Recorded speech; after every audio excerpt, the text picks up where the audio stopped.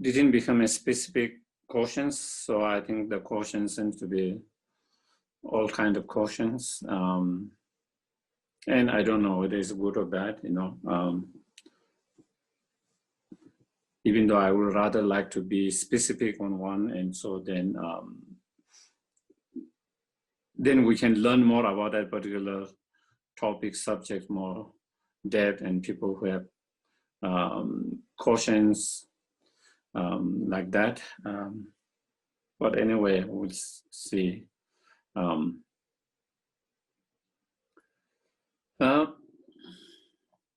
And also to be more informal, so again, of course, many of you have sent the questions, which Mary has forwarded me, and I hope we can go all of that. I'm not sure.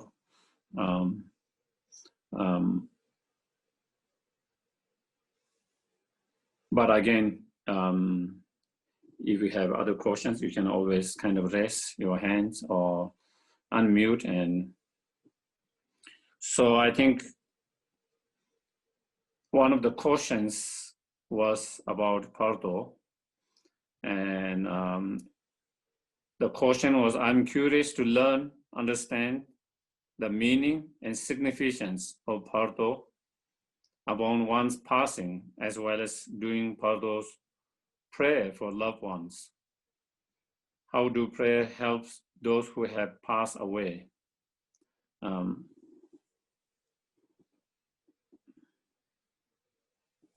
I think to go deep in the Pardo, I think maybe we don't have so much time to deal in the depth. Otherwise, that will probably take all the times. So Pardo is the stages between one life to another life in terms of the realms, 6 realms, and the lifespan of Pardo could last from few minutes to 49 days. And normally it is kind of looking for the new rebirth,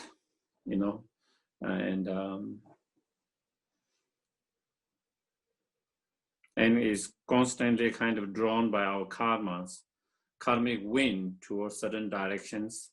And then, and when all conditions come together, we take rebirth. If all the condition doesn't come together, then within the 1 week, the Pardo pass. Again, it has another Pardo lifespan, and that goes for 6 weeks. And so there is, maximum is 7 weeks, 7 Pardo lifetime. And by the end of the 7, by 49, definitely, it is explained in the scripture that by definitely one will find a rebirth. So again, we can only rely on those teachings. I don't have any kind of proof how that works, why 49 days and why not more than 49 days in terms of kind of reasoning and logic, but that is the explanation that you see in Sutra and many other commentary by Indian masters. So I guess we just, on the basis of that, we rely on that. And how do the prayer help those who have passed away?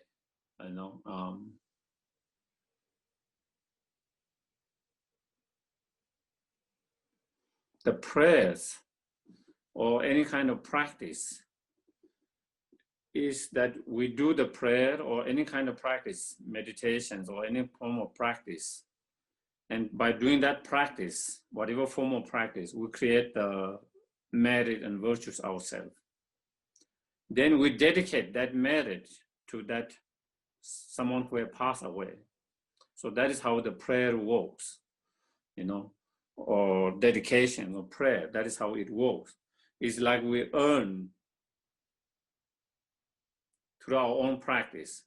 Once we have earned, then we share and we give to others. We dedicate to them. And through that, that is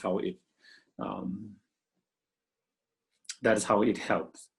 And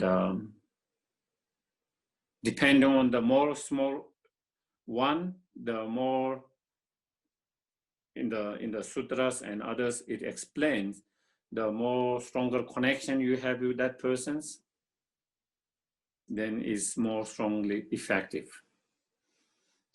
Also, in that kind of relationship, they explain about relationship, biological relationship, for example, children and parent. Also the relationship between spiritual relationship, teacher and students. So when teacher pass away and student make prayers and dedication, is more effective than non-students. Or when the teacher pray for the students, then others, because of their spiritual connection, it is more effective. So, and then they also talk about a relation between financial relationship, you know. And again, when we have that kind of that, and then again, when we have, so the more stronger karmic connection you have, the more effective it has in terms of your prayer, in terms of your dedications, when you share that. And also, of course, the more high realizations the person who is doing the practice and dedicating and praying, again, because of their higher realization, also it have more stronger impact as well. So many conditions in terms of how it affects. But anyone can dedicate, pray, and share, and it also has some impact. It is only a matter of strong impact or small, big impact or small impact. But there is always having a.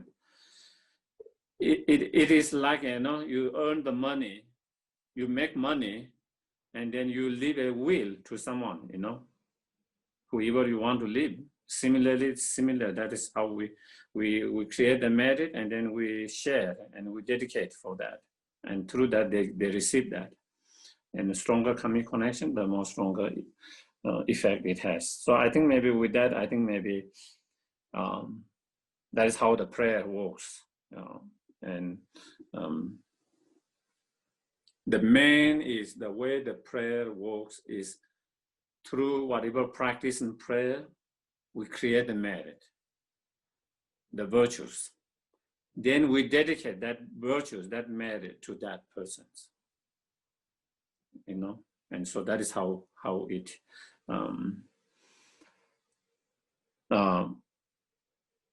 helps.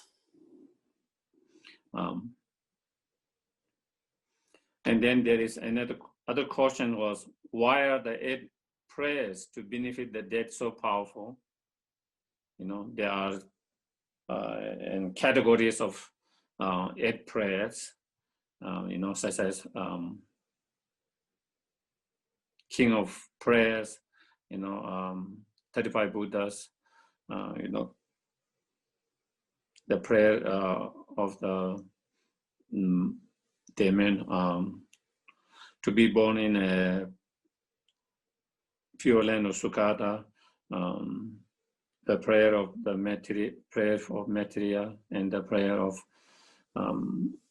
you know, auspicious at the beginning, virtues at the beginning, middle, and end. And so, you know, those are some of the, among the 8 of the prayers. And so normally those 8 prayers are common to all different lineage, you know, all the lineage they do those 8 prayers. And especially King of the Prayer is coming from the sutra, so still is even more. And as you see, most of those prayers, you know, they deal with the prayers are for those who have passed away. So that is also even within the prayer, the word itself, the inspiration itself is a lot to do with those who have passed away. And so that is why those are powerful, beneficials.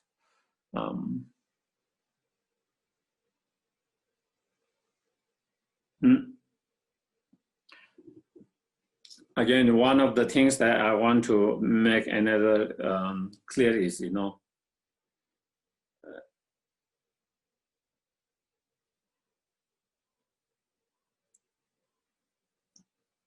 we don't have to be so fixed. Sometimes, again, our mind become very fixed and rigid.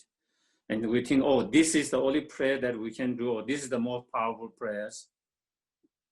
Every different lineage, every different lamas, every different monastery has different prayers when someone dies. And also it depends on who does and what you can do, For Tantric college, the prayer, the most powerful prayer that they do, they believe and they do after someone dies, one of the prayer they always do is reciting the root sutra of Vyasamacha, In some other monasteries, when someone died, the main is they do Lama Chopa Chok offerings. And if you can do better, a lot of time they do self-initiations.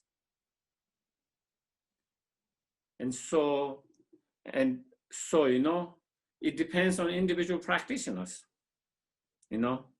Those who are capable of able to do self-initiations, that will be more powerful than the 8 prayers, for example, in that case. Through self-initiation, they purify all the broken vows, they renew all the vows, and all the self generations and all of that, then they create incredible amount of merit, and then they dedicate that. And then, of course, so again, if you ask different teachers and different monastery from different monastery, different lineage, they might have different what is more powerful. Do you get it?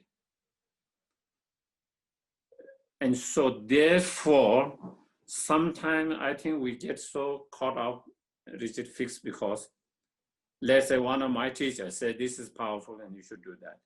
And I think that is the only most powerful.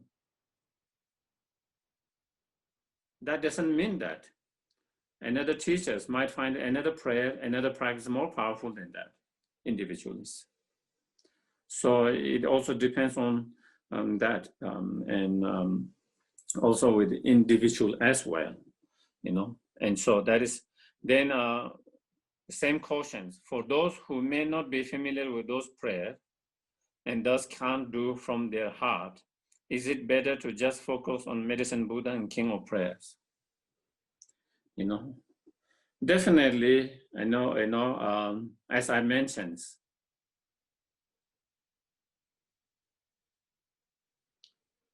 those are the common prayers, powerful and common prayer that is recommended by all the teachers and all that.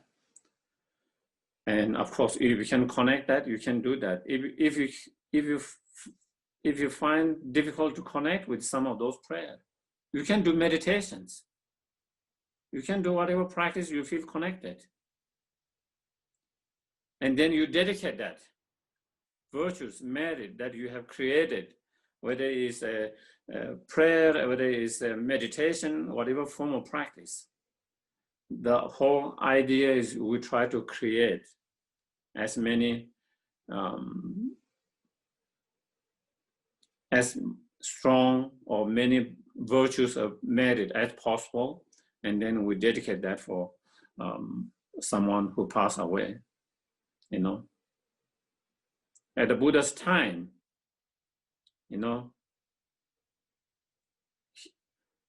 Buddha and his disciples will go for,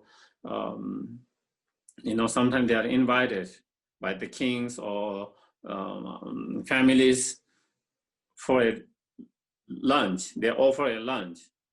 And once that lunch has been offered, because they have created so much merit and virtues, then Buddha dedicated all these virtues and merit for whatever purpose, And sometimes Buddha will give a teachings after the lunch, and then he dedicate all the virtues that all are created by offering the food and for them accepting, and then the teachings, and then that dedicate all that for dedicate that prayers for anyone who is needed or who is requested. And sometimes I say, you know, like my brothers, you know, sometimes they like to invite the monks for pujas, you know, for different, you know, for maybe to, when someone is sick, to heal, when someone has some obstacles, to clear obstacles, when someone pass away, for them, you know, the families, peoples. And sometimes I advise them, you know, we don't have to do that. I tell them, invite some of those geshes or monks for a lunch, offer them lunch, and ask for dedication. That is the best. Instead of putting them in work, you know, please do this puja, and this is, you are making them work. I said, just by offering the meals, you create so much merit. And then they can dedicate that. They can dedicate that, you know. And when I was there, you know, I asked them to, you know, make a lunch, and I take those geshes, you know, and then dedicate after that, you know. And His Holiness, example, he gave a lot of advice like Sarah Devon Ganden, because they do recite a lot of those root texts, because that's part of their studies. And he said to the sponsors, instead of asking them to do, you know, Medicine Buddha, White Tara, all these different puja, just ask them to recite what they recite every day there, part of their studies, and then ask them to dedicate. That is the best way, you know. And you know,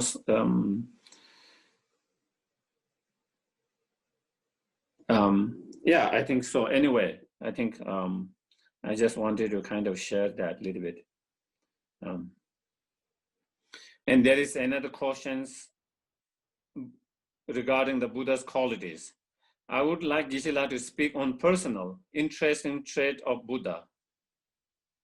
Through his studies, are there things he could share? As in what was Buddha like as a person? I know the history. How did he teach his disciple? He was a person. What was he like? His personality and actions. I hope I know that, you know. I think I wasn't at his time, and to be able to kind of really experience that personally. All I know is also, just as you know, through his story, that way what we read a little bit here and there, you know. And like a lot of the histories, they don't have so much details, you know. One of the, if you want to learn that, one of the book that you can read is White Clouds and what by Thich Nhat Hanh. I don't remember the whole, what does anyone know something to White Clouds? Does anyone know the, I have read that books long time ago. I don't remember whether I completed it or not, but it is a thick book, and it gives a very details about Buddhas that you don't see in other. And in his book, he said, you know, he took from many different sources. Little he find little here and like that. And I think that will be one of the something to the White Cloud and something. I forgot the title by Thich Nhat Hanh. So that will be one of the really good book. Yeah. Old Path, White Clouds. Okay. Okay, that Old one. pathway class. I'll let Annie know. Okay. Okay, thank you. Yeah. So from that, you see in a lot of Buddha's teachings are like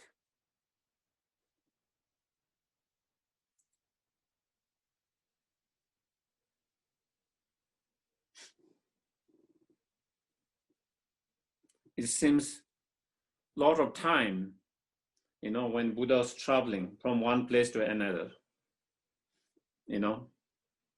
because at that time there was no monasteries. There was not even a house that Buddha they lived in. Most himself and most of his disciples was sleeping under the trees, and going from place to place. And then different people come to see him, and different kind of people, all sort of people, intellectual peoples, very simple farmers, kings, princes, or very simple, ordinary peoples. And they ask questions about different things, and he answers those questions. Those are a lot of teaching are like that, conversations. A lot of those questions are like conversations, and you can see all most of the sutras. You see, a lot of time it's conversations. Sometimes directly between Buddha and the disciple. Sometimes Buddha inspired to discussion among the disciples, and then at the end, Buddha will kind of give some comments, or whether it's correct, incorrect, or he might add up a little bit. And so one of the things that what you see is, he wasn't trying to converse. He wasn't trying to go there and say, oh, I have these teachings, I want to that. Mostly he go in alms, and then he do meditation, and when he's meditating, then people gather around him and ask him questions, request him to talk about some things. And a lot of that is how he taught, a lot of time. And he was very skillful teachers in a sense,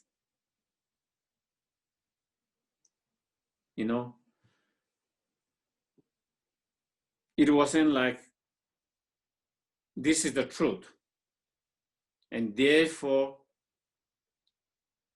this is the ultimate truth, therefore I have to teach that everyone that. He always knew, whether the disciple was receptive or not, whether they are ready for that kind of teaching or not. If they are not ready for that, he wouldn't give, because it's so profound. It doesn't serve any purpose. No matter how profound that teaching is, if the students who are listening there, if they are not ready, it is not going to help be any beneficial. What they need is very simple and basic, not a very profound teachings. And as they get more developed, and some of the students, because of their previous life and their experience and their imprint, they are more ready for more advanced teaching. For those, he give more advanced teachings,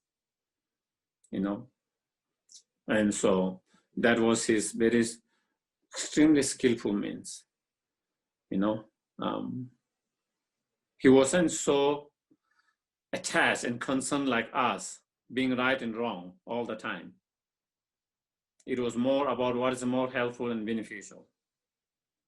It's not about right and wrong.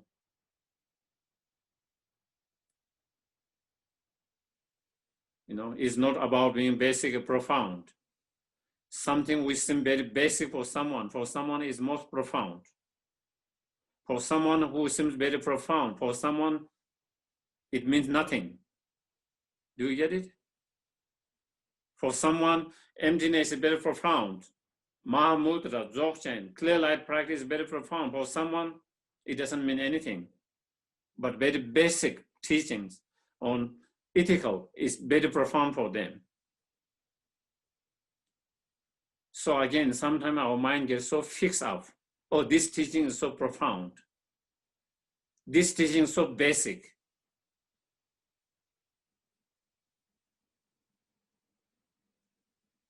Who decides what is profound and who is basic? Someone who is very profound for someone else might not be so profound. It means nothing. For someone which seems very basic, for someone is the most profound. So therefore, is the needs of the different disciple in that time, in that situations. That is why Buddha's teachings is so rich. If it was same teaching, it wouldn't have so much, like 100 volume, you know. But because he taught differently to different peoples, according to their capacity, according to their needs, according to their ability, according to their predispositions, and skillful means of guiding gradually. And I personally find that is the unique and such a high respect to Buddha for that ability and the way he led and the way he taught, you know.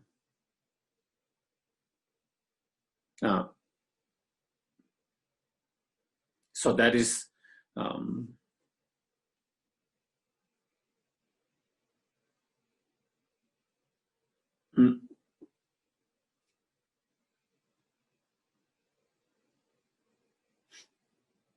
so I think that is one, you know. And Buddha was extremely, I mean, you know, compassionate, even in ordinary aspect, you know. There are so many examples. Devadatta was his cousins, and he was always jealous of the Buddhas, even before Buddha became a monk, even as in a palace, because Buddha was the crown prince. He was getting all the attention. He was much more, you know, attractive. He was much more smart. So he always felt he was Buddha was always better and Buddha was treated better. So he always have felt of that kind of jealousy and little kind of resentment. And even after Buddha became a Buddha, he also became a monk, but also still that his mind was still very that jealousy. And he was always trying to compete with the Buddha, and he was always trying to outdo the Buddha. And he always, on the basis where he tried to, you know, came with all kind of schemes to destroy the Buddha's reputation and to destroy Buddhas and all, and try to harm Buddha in so many different ways. Despite all of that, Buddha was always kind and compassionate to him. At the end, when Devadatta became sick and he was dying, it was the Buddha who took care of him. It was the Buddha who personally attended and take care of him, despite all his life trying to destroy the Buddhas, trying to hurt and harm all his life. That is how the Buddha was, even in ordinary aspect. That is what Buddhas showed, you know, incredible compassion. You know, so yeah, very compassionate, very kind, very gentle. You know, even when people, different teachers, out of jealousy, accuse him, all different kind of things, he was very patient, very compassionate. A lot of time he didn't respond, you know. No need for him to respond. In our cases, we feel like we need to respond we need to clarify, defend ourselves all the time. You know, Buddha didn't feel that was important all the time, you know, because he knew what exactly true was. You know, there was no truth in their accusations, and he was not concerned about his reputation. You know, in our cases, we are concerned with our reputation, so therefore we feel like we need to defend. Otherwise, you know, our reputation will be bad. We're attached to our reputations, you know, and therefore we need to feel like defending. And by defending, sometimes it helps, sometimes it makes things worse, you know. So Buddha knew exactly when he needs to clarify, when he doesn't need to be clarified. And being silent is the best answer. And that was, again, always come to the incredible, skillful means and the needs of individual sentient beings, the best way to respond or not to respond. So, you know, we can go on so many, but I don't think, you know, so that is a little bit of Buddha's kind of personalities, his actions, you know. And then there is a practice, there is a question in regarding the Tonglen. How does one use immediate pop-up, moment of happiness, pleasure, etc. with Tonglen? And same for immediate pop-up, moment of sadness, guilt, discomfort. That sounds like my questions. Whoever asked that, I don't know who is that guy.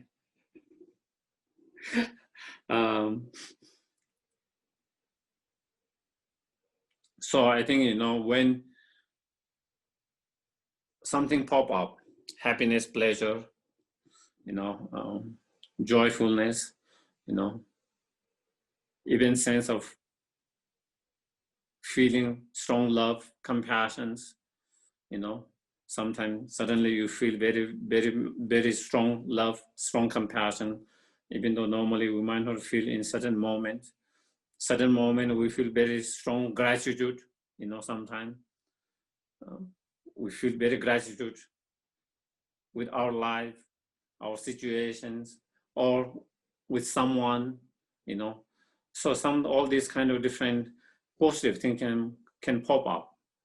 And when that pop up, then we rejoice, you know, that we have that situations, you know, that we have this happy state, that we have this pleasure state, that we have these better conditions, and the kindness of that, you know, sentient beings, the kindness of our teachers and so forth, when we feel gratitude, for example. So when that, we recognize that and we feel grateful, rejoice at that, and also recognize, you know, not everyone has that kind of, not everyone has that kind of pleasure, that kind of happiness. Not everyone has that kind of support. Not everyone has that kind of situations like we have. And then we think, then we do Tonglen, sending all our goodness towards others, wishing, I wish and hope everyone can be happy like me. I wish and hope everyone can have a pleasure. I wish and hope everyone can feel gratitude. I wish and hope everyone can have that kind of better conditions. And so we wish them, and then we can send all our virtues, all our goodness, all our positiveness, and sending them that, and wishing them, and visualizing them receiving that, and taking them all the cause and conditions that obstruct them from having that kind of happiness, joy, better situations, and that. And so through that, then you kind of do Tonglen. Okay. And same thing when negative thoughts, things happens, sadness, guilt, discomfort, physical health issues, relationship issues, financial issues, whatever challenges, difficult when we face, recognizing that. And also recognizing we are the not only one who is going through that. Recognizing there are so many beings who are going through similar situation that we are going through. And there are many sentient beings who are even going much more worse than our situation, much more worse suffering than ourselves, much more feeling guilt than ourselves, much more feeling of discomfort than ourselves, much more sad and grief than ourselves. Recognizing that and then feeling compassion for them by understanding their grief, their sadness, their guilt, their discomfort due to our own experience. So due to our own experience, opening up our mind to understand and feel those who are going similar, even worse, and trying to feel compassion for that. And out of that compassion, then we try to do Tonglen to take whatever sadness, feeling of guilt, discomfort to ourselves, and then sending all our virtues and positiveness in the form of happiness instead of sadness, joyfulness instead of guilt, comfort instead of discomfort, confidence instead of if they are going through some kind of low self-esteem, taking the low self-esteem, giving them confidence, courage. If they are so sending all these positive qualities in that, and then wishing them and sending and through visualizing. So that is how we can use those moments of pop up, different state of minds and situations to utilize that too, and for Tonglen, so that. And then same questions in that same, how to do Tonglen if can't move emotion, if stuck, if numb out? Does that sound similar? Yes, I think in every meditations, sometimes we feel it, sometimes we don't feel it. Whether it's meditation on Tonglen, whether it's meditation on compassion, whether it's meditation on loving kindness, whether it's meditation on Guru devotions, whether it's meditation on refuge, sometimes we really feel it, sometimes we feel a little bit, but not so strong, and sometimes we don't feel at all. As you mentioned, like a numb out and stuck, And so again, that is part of our practice. It's not going to be smooth and same feeling, better feeling all the time. And so when we get stuck, then we know that, we'll try to continue to practice, not give up. Even we don't feel it, still we continue to do the practice so that we get familiar with that practice. Accustomed, familiarity with that. And as we get more familiarity slowly, then it becomes more easier. And then feeling will slowly come. So we don't have to push ourselves to have the feeling or emotions.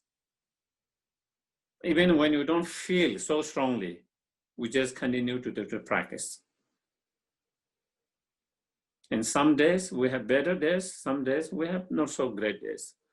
And whether it's a feeling good or bad, whether meditation good or bad, we continue to keep practicing. And so it is a normal to have that kind of like something like that time to time, you know, and you shouldn't feel that is unnormal. It happens to everyone. But until we reach certain point, then there's no coming back.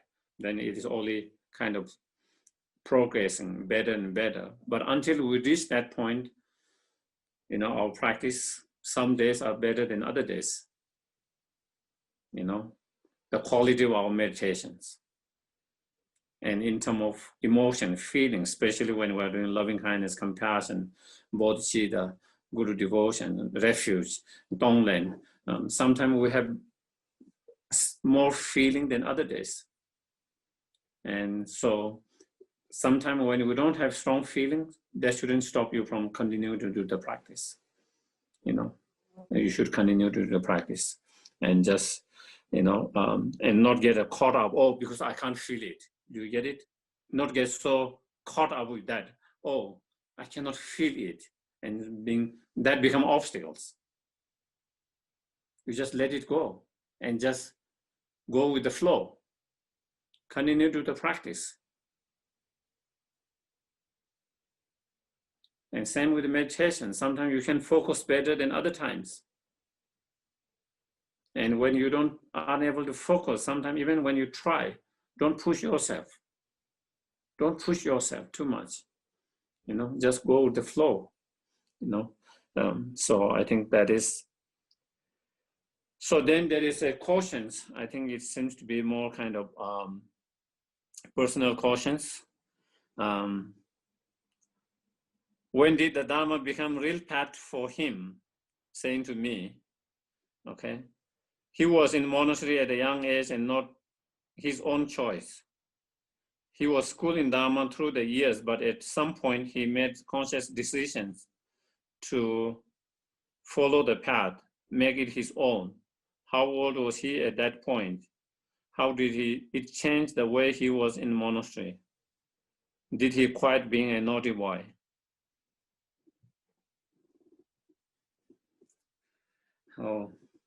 Oh my God. I think we need to have 2 days to go through all of that.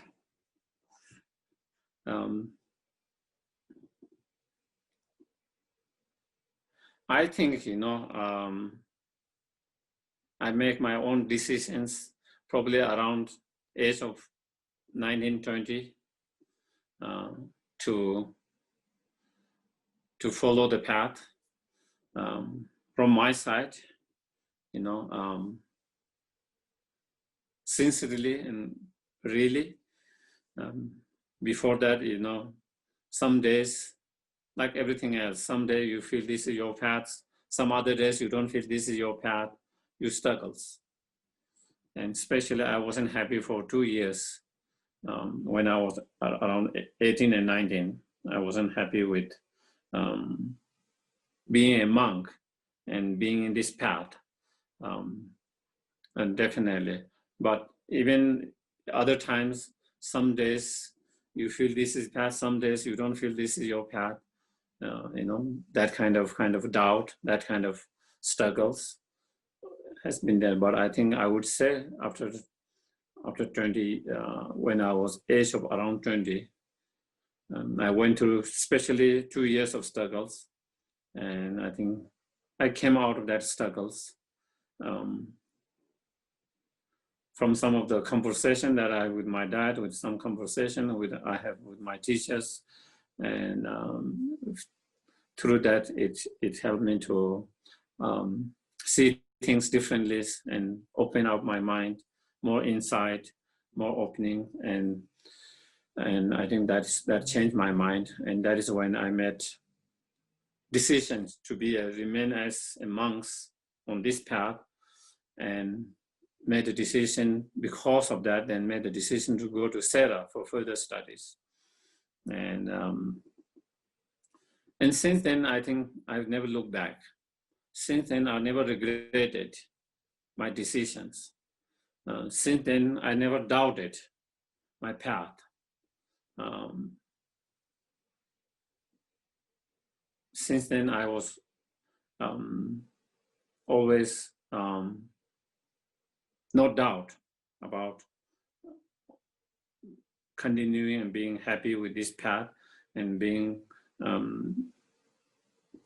happy, satisfied with the decision that I took, and gratitude for my father and my teachers who helped me during those difficult times, stages.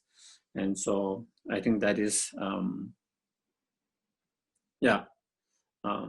think that was one. And I think I have been a naughty boy, and I continue to be a naughty boy, and I don't think I will change that.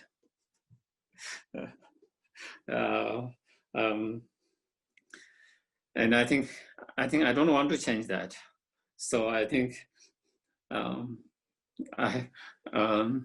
so unfortunately, those people around me, they have to deal with that, whether you like it or not like it.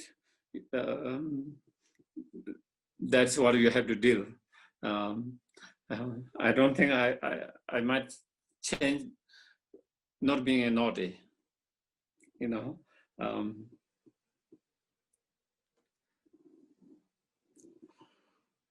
And then there was another questions where it says, I know our time is kind of over, but again, you know, those who feel, you know, that you need to go, please feel comfortable to leave. But again, I think there's some more questions. So, so again, I don't know, you know, it's hard to leave out the questions when someone has sent. When you invoke, so it's about blessing. When you invoke blessing of the Buddhas and Bodhisattvas, what is happening? How does this affect your cause and conditions? And how does this affect your karma? When we invoke, the Buddhas and Bodhisattvas are there, always there, especially the Buddhas, is always there. Whether you invoke or you don't invoke, they are always there. It's not like they come there when you invoke and they don't come there when you don't invoke. The Buddha are always there, everywhere. But it's to help our mind psychologically. When you do that kind of invoking and feel like when you invoke and then they come here, then we feel like they're present. When you don't do that, it is hard for us to feel they're present. So it is a technique. It's a technique, meditation is more kind of psychology in a way for us to feel the presence of Buddha being there. It's like when you think that you are invoking and then you think they are coming because you invoke there and there they are here in present, you know. So it helps. So when you feel the presence of them, then whatever practice we do in relation to that, it becomes more stronger because we feel the present. Whether and so then that helps our practice be more powerful, because our practice become more powerful because our mind feel the presence of them there. And so when your practice become more powerful, then of course you create more virtues, more merit, more powerful. And that is going to change your karma, you know. That is going to change your karma, you know.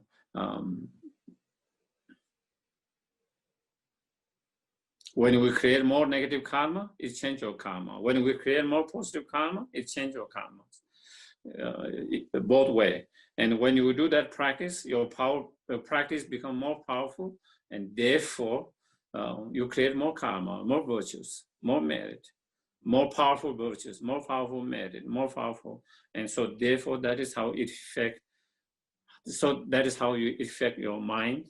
That is how it affects your karma, because it affects your practice to become more stronger. And a blessing, you know, some of the teachings and some of the lamas, they say blessings when you do practice. whether you by invoking, requesting the blessings, or by cultivating a strong refuge, whether by cultivating a strong devotions, by that your feeling of that, whether it's a strong feeling of refuge, whether it's feeling of devotions, whether it's feeling of strong respect, gratitude, whatever, or whatever different feeling that you might have. And because, of course, Buddha is always there, and due to the Buddha's blessing is always there. Buddha's blessing is always there. It's not that we get the blessing when we request and when we do the practice, and then we don't do that. If we don't request, that blessing is not there. Blessing is always there, just as Buddha is always there, all the time, everywhere. The blessing is always there, but sometimes our mind is shut down. Our mind is closed and shut down. It's like you have put the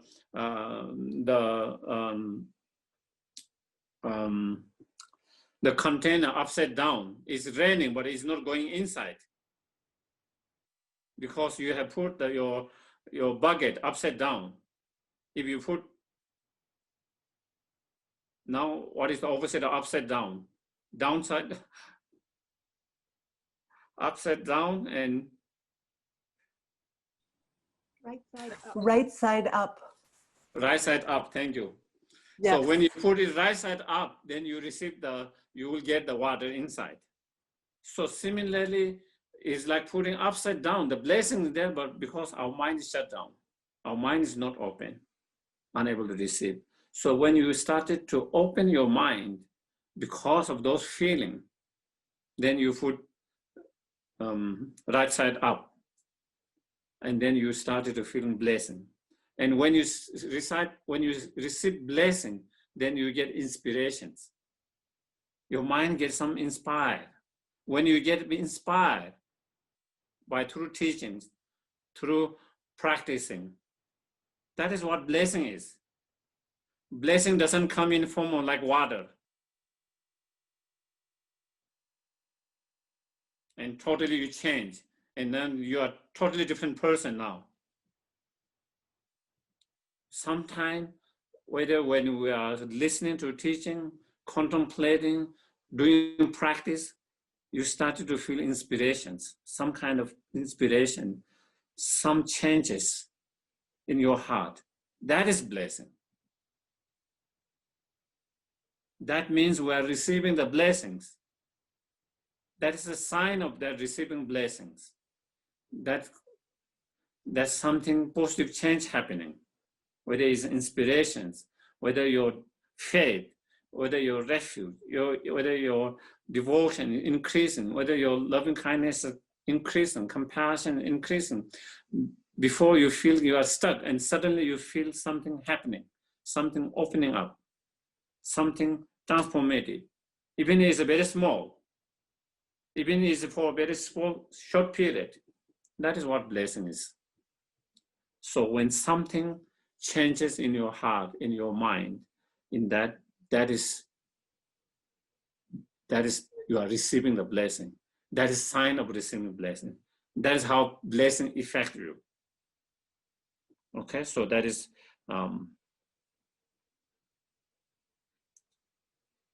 and so same thing here. The question is blessing from your teachers. How does it work? Same thing, you know. The more stronger when our mind started to open up because of our faith, devotions, and respect, our mind become more open. And when our mind become open, then when you are listening to teaching, it started to sing more. You know, sometimes when you hear teachings, you listen from your ear and it goes from another ear. It doesn't really sink. But sometimes it really sinks. That is blessings. Blessings happening, you know. And same thing when you are doing practice.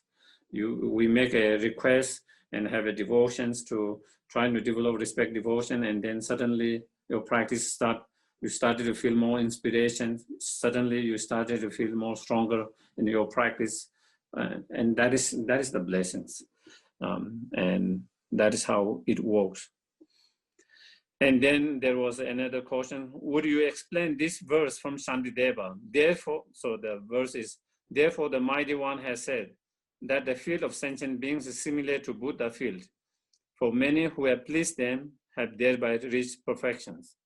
So what it is saying is, in order to achieve our enlightenment, the role the Buddhas play and the role sentient being plays equal.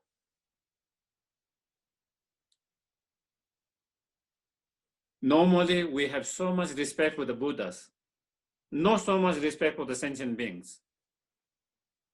We regard so highly of the Buddhas, but we don't hold as highly of the sentient beings. And Shantideva saying that is wrong.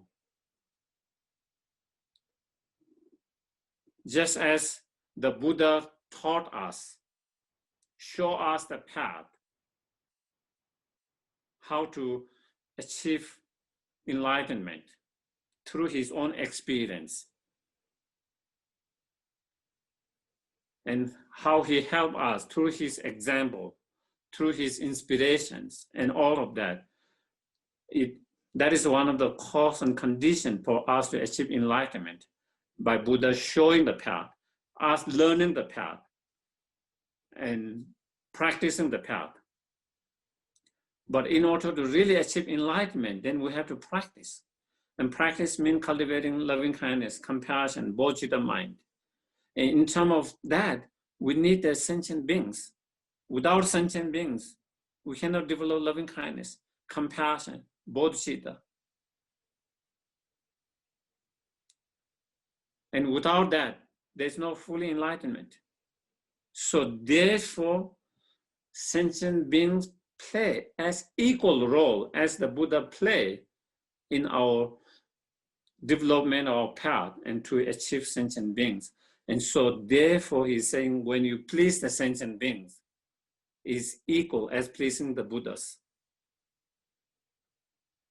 Because all sentient beings are the child of the Buddhas. For Buddhas, each and every sentient being is like their child.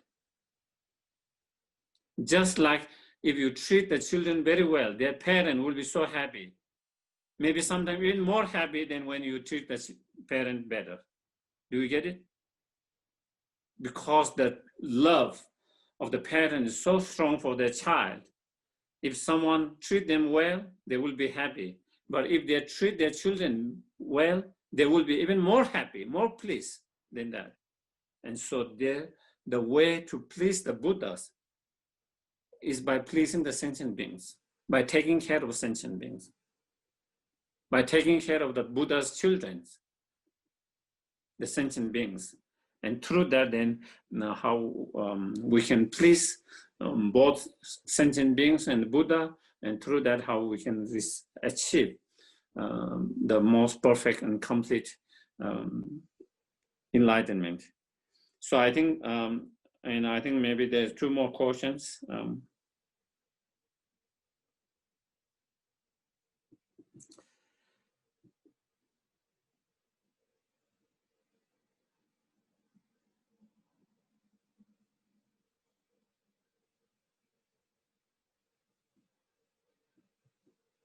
I don't know, I'm knowing.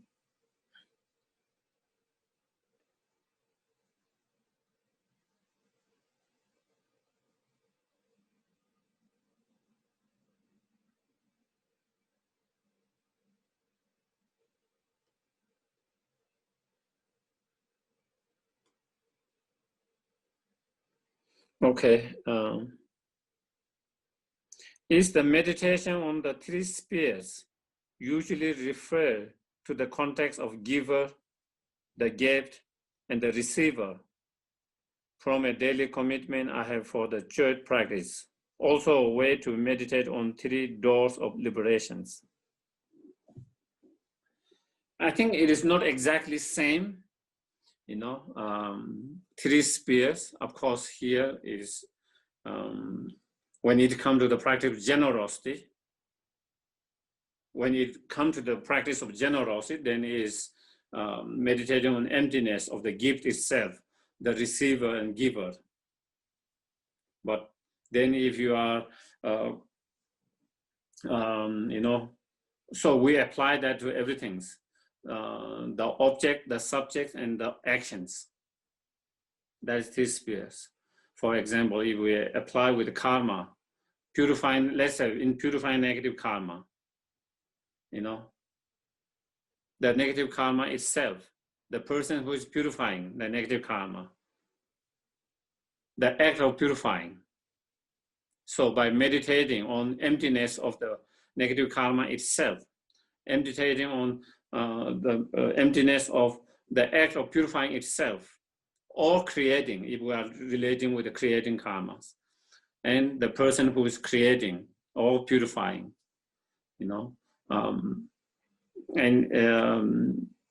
same with any other practice. If we are practicing moral discipline, same thing, if we are reframing any negative karma, any negative action from someone, from, let's say, from stealing, okay? So again, the act of reframing from the stealing itself, and from what person, from whom we're reframing from stealing, and the subject, yourself, who is reframing by seeing on emptiness of that. So then we apply that everything that we do in terms of the actions, and the person who does the action, the subject, and the objects. And so that is the 3 spheres. So meditating, when we talk about these 3 spheres in that. And then when we talk about the 3 door liberations, the emptiness, the signless, wishlessness, then it is a different meditation. It is a meditation on the nature of the phenomena itself. That is the emptiness. Then meditating on emptiness, on the cause of that object. That is signless. Then meditating on the result of that phenomena, that object. That is the meditation on the wishlessness. So that is slightly different, that meditation is not only you try to meditate on emptiness of that, the nature of that phenomena itself, also you meditate on the cause of that phenomena, emptiness of that. Not only the cause of that, also the result of that, then it becomes more powerful. Not only the phenomena itself is empty, but the cause of that phenomena is also empty. The result of that phenomena is empty. So it becomes more profound in relation that one or same objects. So that is slightly different meditations. And then I think there is last questions.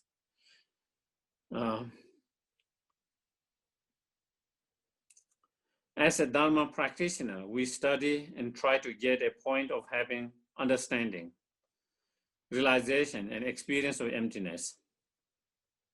And we have the conventional reality and ultimate reality of emptiness. Can you talk a little bit about trying to straddle, I don't know the lines, STRDDLE, what does that mean, straddle the lines? Straddles, kind of when you're between both. Mm-hmm. And about straddle the line between the 2 realities. We have responsibility, relationship, experience, etc. That all take place within the bound of conventional reality, and yet are supposed to hold the truth of absolute reality, emptiness in our mind, in order to hopefully develop more equanimity in conventional day-to-day life and experiences. I find this incredibly hard to do without going to extreme in either case of wanting to get totally out of day-to-day grind, Grint, Grint, and spend the rest of my life in contemplative grind, practice-oriented manner, which is hard to pay the bills by.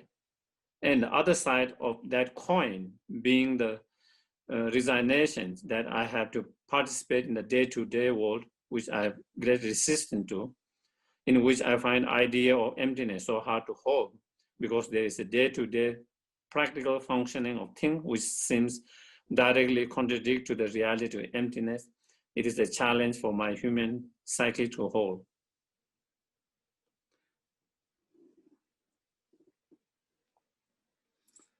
I think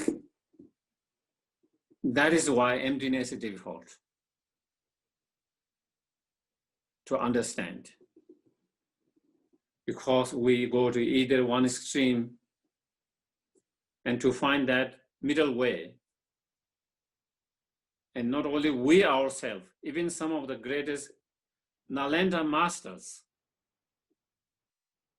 some of the brightest mind who have found some of those greatest philosophy tenets of mind holy school, like Asanga, Bhavaviga,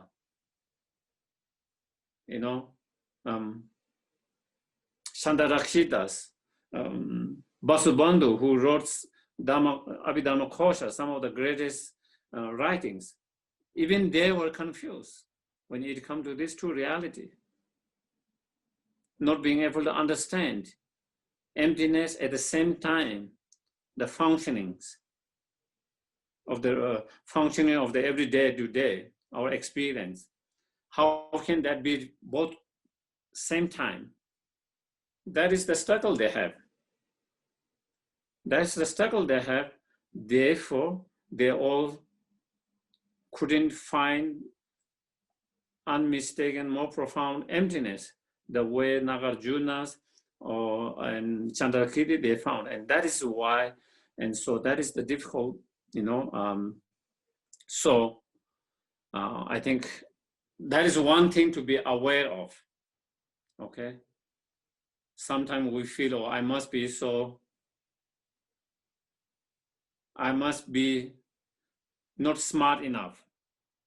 Feel like everyone must be understanding. I am the only one who is still struggling to understand that,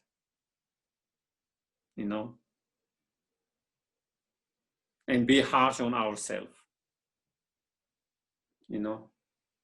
Even some of those great masters, Nalanda masters, if they have struggled to that, what do we expect ourselves? Therefore, that is why we need a lot of support of accumulation of merit, purifications, blessings, and as well as we continue to study and practice and meditate. We need all the support to really have a true, unmistaken understanding and realization of that.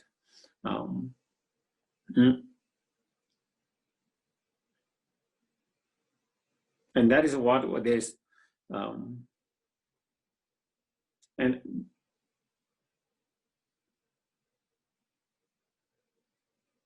that is where their struggles. To say they are empty of, inherently existence, or exist from its own side, while that being empty at the same time that they could function, and they are able to functioning. And so that is where the struggles. And when we see the functioning, then we cannot see the emptiness. When we see the emptiness, we are unable to see the functionings. And that is the where the struggles comes. And that is where finding the middle way become more difficult.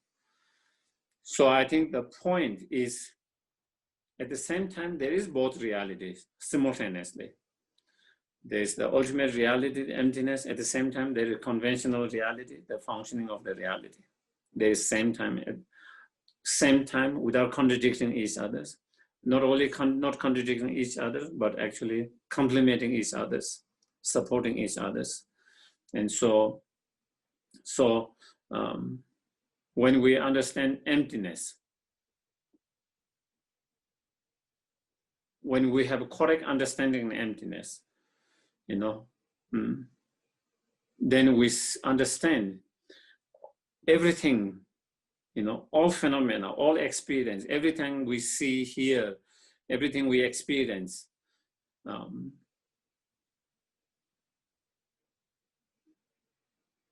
are empty of inherently or from its own side, empty from the existence the way it appeared to us. Instead, they are more like a dream state. More like a dream state. So when you understand that, then you don't get so much caught up in emotions, the way when we get up, when we believe is real. And I mentioned before, for example, in the dream, we are dreaming something very good or bad. And we are not aware that it's dream. We feel it's real. In dream, so in the dream, when good things happening, we are so excited. When it's bad, we are really having a nightmares. Why we are having a nightmare? Because of that dream. Because in the dream we are not aware it's dream, because we feel it is so real. That is why we are having a nightmare. But once you wake up and you realize it's a dream, you don't have that same nightmare that you dream about. Do you get it? You remember the dream, but now you don't have that same nightmare that you had in the dream when you felt that it was really happening. Because now you realize it's a dream. So you don't have same level of that. But still, you still have something happening in dream. We are saying nothing happened there. Do you get it? Still there was in dream, due to many causes and conditions, it was a bad dream. So there is functioning of that dream and affect you in certain way. But when you realize it was a dream, it doesn't have the same effect on your mind, because then you don't have that same nightmare. Same way, when we understand everything is like a dream and not real as it appeared to us, then while it's like a dream state, while it's not truly existing, while it's empty of that real, truly existing, at the same time, there is something happening. It is affecting you. Just as dream is affecting you, even it's not real. And so therefore, while you are able to function, while you don't negate, nothing happened in the dream. Due to certain imprint, due to certain chemical things, whatever imprint, something happens and dream appears, and due to that dream, then it affects us in some way. Same way, everything affects us in some way. Some things in a positive way, some things in a negative way, even though they are not real, not truly existence. And so therefore, so when you see that both, like how it functions, the dream, even though there is not real, same way we see everything like a dream. So therefore, we don't get so caught up emotionally. So then you don't get so attached when something positive things appear. And when something negative happens, you don't get so strongly depressed or frustrated or angry. At the same time, because it affects you in some way, you too take care of that. You have to take care of that. And you have to function, because there is functioning of that. And so therefore, that is how we try to, when we say trying to bring equanimity in our life, it doesn't mean that, we don't pay any attention to the happiness or sufferings or cause of the happiness and sufferings. It doesn't mean that. And being kind of indifference. Do you get it? Equanimity and indifference are totally different. Being indifference is, whether happiness happens, so be it. Even suffering happens, so be it. You don't care about it. Even cause and condition for happiness arises, you don't care it. Cause for condition for suffering, That is being indifferent. That is equanimity. Is when happiness happens, you don't get attached to it. When something bad happens, you don't have aversion to it. Instead, you have, neither attached, neither aversions, having more kind of, neutral feelings. That is what we are talking about equanimity.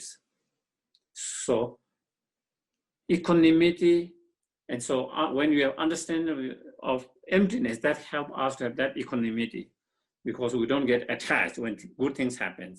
We don't get aversion when bad things happen. But it's not indifference, because it affects us. So therefore, we have to overcome the suffering. We have to, and we have to overcome the cause of suffering, and we have to develop the happiness and cause of happiness. And so I think that is, and so therefore I think, so I think, yeah, I think that is all. I think maybe otherwise we keep on going, and so I think those are the questions, and I think, yeah, thank you very much for your patience. And again, I think the different questions, all kind of different questions, I think it's like kind of running everywhere. So again, I think, yeah. So anyway, thank you. Good night. Thank you. Good night, everyone. Thank you, guys.